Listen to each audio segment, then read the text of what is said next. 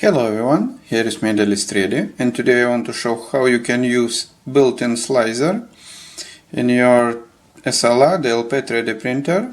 This is FLSUN S printer, but it works even with Micromake L2 printer. When we start printer, it came stick screen, but we're not gonna level that because we done before. So you just push next, done. Little button and emergency stop. Very important that you check this button because you want that your platform goes down first and starts to print. You can check that button.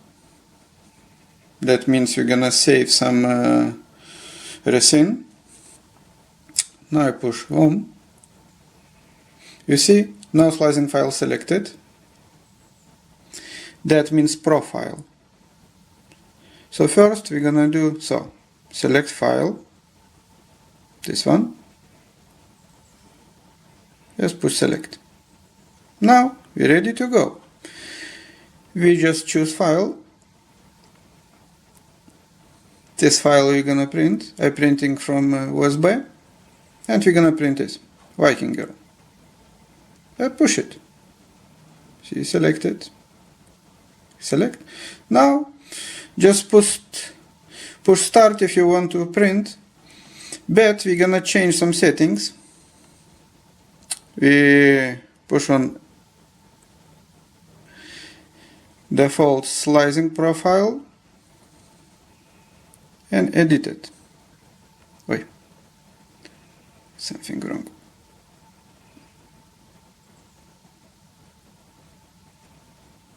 So, you can change here, layer height.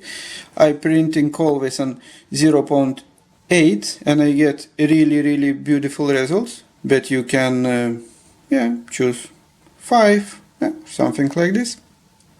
I recommend 0.8, but it's up to you. We say we change it, just push enter, push save. File successfully saved. Now we push return.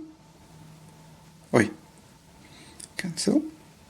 So you see we selected slicing file, profile, and we selected STL model you want to print. So that's it. Begin to print.